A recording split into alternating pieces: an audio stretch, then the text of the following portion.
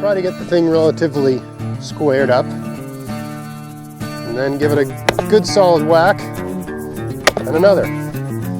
Then you just turn the axe like that, and you got your two pieces. Hey, it's Greg here with Outdoors on the Cheap, and I'm actually in my garden today just doing a little bit of work, but I'm using some bushcraft skills in the garden, so I thought I'd make a short video sharing that idea with you. And this is just about splitting wood. So if you've ever spent a lot of time in the woods using an axe, splitting wood, you probably think of people, you know, like let's say I wanted to split this peg here. You sort of hold it like this and move your hand away like that, right? Seen people do that? Right? Or they get it started and they bump it like this, then they start going like that.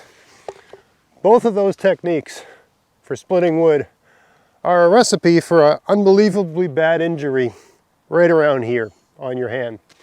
And I know that because I've done it to myself. I've also seen people do it to themselves. And when a really sharp axe, and if you know what you're doing, you always keep your axe ridiculously sharp. I can practically, I can shave with this axe.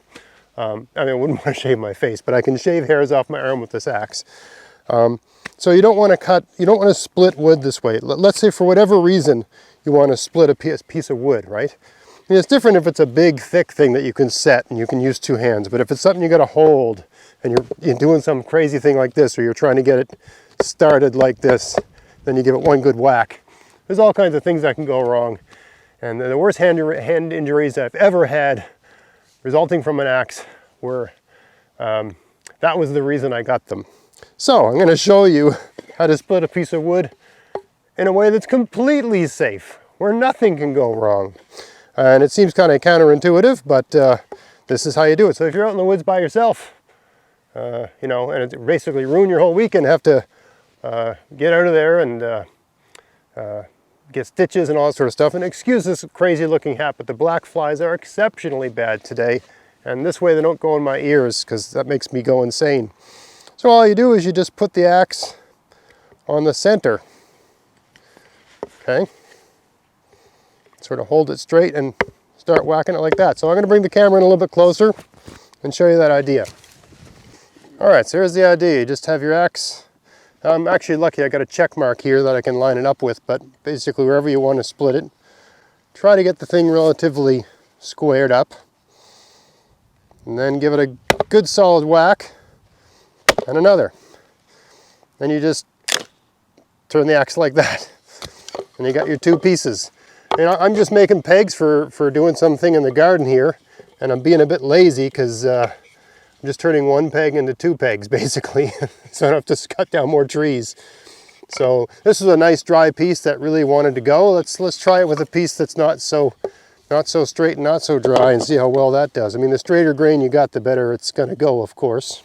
Goes without saying. Let's see what we can do with a piece that's relatively speaking subpar.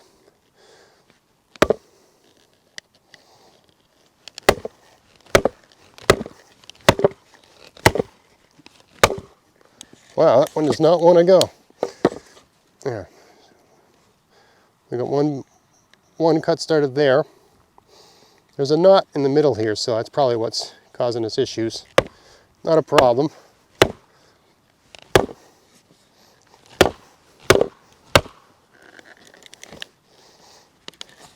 Well, she still doesn't want to go. That's okay, we'll just continue down the piece of wood.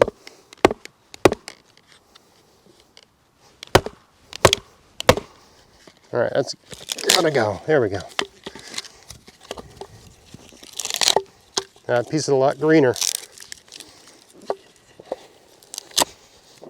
Still, proof of concept, right? So whether you got some nice dry piece of wood that's begging to be split, or something kind of green that really is fighting with you to be split, that is the safe way to split wood. It seems a bit counterintuitive because you think you want to be cutting down through the wood as opposed to side onto it. But I mean, most wood has a grain. All you're really doing is working with that grain to pry the thing apart. any kind of splitting wood is a exercise in prying wood apart. You're not really cutting it apart, you're prying it apart using a wedge. This wedge, this unbelievably dangerous wedge. So by, doing it this way, you put the danger, you take the danger out of the equation. Right, so that way when you go away camping for the weekend or whatever you're off doing, and you need this for a tent peg or some other thing, I'm actually using it for just boxing in a garden here that I'm making. But whatever you're doing that for, got a black fly at my nose. Whatever you're doing, that's a great way to do it. And you think of the energy it takes to cut up a piece of wood and sharpen it and all that sort of stuff. It's a lot quicker just to split it in half and get 2 pegs out of one, 2 pegs for the price of one. Anyway, short video, but I was out here doing this, so I thought I don't think I'd made a video on that before, so I thought I'd share that. So I hope you found that interesting. If you did, please like, share, subscribe. And until next time, enjoy the outdoors on the cheap. Thanks for watching.